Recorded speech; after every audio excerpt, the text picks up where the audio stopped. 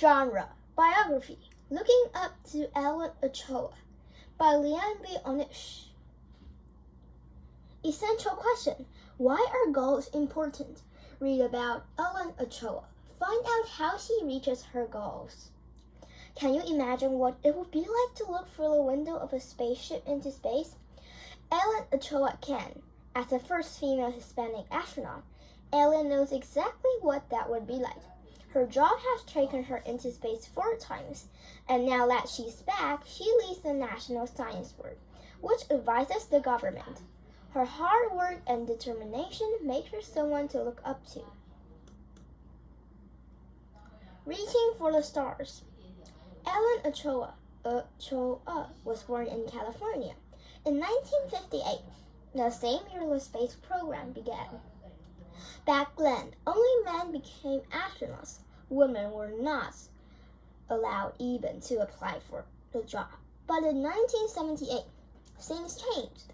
NASA began accepting women into their astronaut training program. Sally Ride was in that class, and in June 1983, she became the first American woman to go into space. It was Sally Ride's mission that inspired Ellen Ochoa to become an astronaut. But Ellen says that it was her mother who taught her how to get there. As a girl, Ellen learned that if she worked hard in school, she would become whatever she dreamed of. While Ellen was studying at Stanford University, she decided to join the astronaut program. Most of the astronauts at that time were men. She wasn't a military pilot, like many of them. Ellen wasn't chosen at first, but that didn't stop her. She wanted to go into space, and she knew this was a problem she could solve. Ellen was a good math and science student. Don't be afraid to reach for the stars. I believe a good education can take you anywhere on Earth and beyond. Ellen Ochoa. What is NASA? Do you know what NASA stands for? NASA is the National Aeronautics and Space Administration. It is a government organization that does more than send astronauts into space. Besides learning all they can about Earth and its neighbors, NASA scientists help teachers inspire and educate students who dream of going to space, just like Ellen. Solving problems. While at Stanford University, Ellen studied subjects related to space. She did research for several inventions that help solve problems. One of her inventions helped guide robotic arms for work in space. Robotic arms work like human arms. They have parts that move like a shoulder, an elbow, and a wrist. They do jobs that are too hard or dangerous for people. Many tasks in outer space require astronauts to use robotic arms. Ellen's experience with robotic arms helped her get into NASA's training program in 1990. But before Ellen could be an astronaut, she had one more problem to solve. One of Ellen's inventions helped guide robotic arms. Training in space. Once Ellen Ochoa was accepted into the astronaut training program, she had to get herself ready. It was not an easy task. Her strong background in math and science helped her do well in her new training classes. She also had to pass a physical exam. During training, astronauts work on machines and get them used to working in space. One machine creates weightlessness conditions that astronauts feel in space. In training, things keep breaking and problems have to be solved, Ellen says.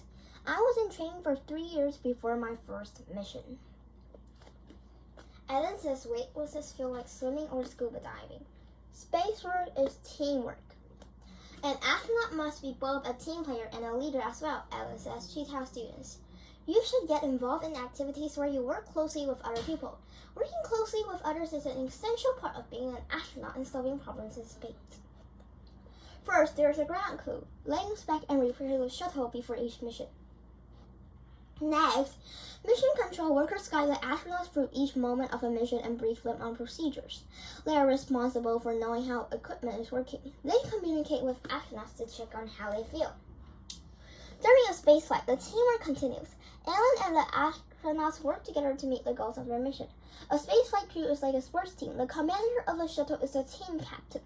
He or she makes the crucial decisions that have serious effects on a mission. On her first mission in 1993, Ellen Ochoa was a mission specialist. Mission specialists are scientists who do experiments. Ellen used a robotic arm to send and get back a satellite that collected information about the sun. Then, on her second mission in 1994, Ellen was a payload commander. The payload might be supplies or equipment, such as a robotic arm. She did satellite studies of the sun's effect on Earth's climate or weather. Ellen controls the space shuttle's robotic arm. The Mission Control Center in Houston supports NASA spacecraft missions. To space and back. In 1999, Ellen was a mission specialist again on a spaceflight. She and the crew delivered supplies to the International Space Station. She walked in space for the first time during this mission. Ellen has flown in space 4 times and spent almost 1,000 hours in orbit. On her last space flight in 2002, Ellen used a robotic arm to deliver supplies and help build new parts of the space station. But being on a space mission is not all work. Astronauts have free time to relax and do the things they enjoy on Earth. Some read or write. Some astronauts like to watch movies or listen to music. Ellen likes to play her flute in her spare time.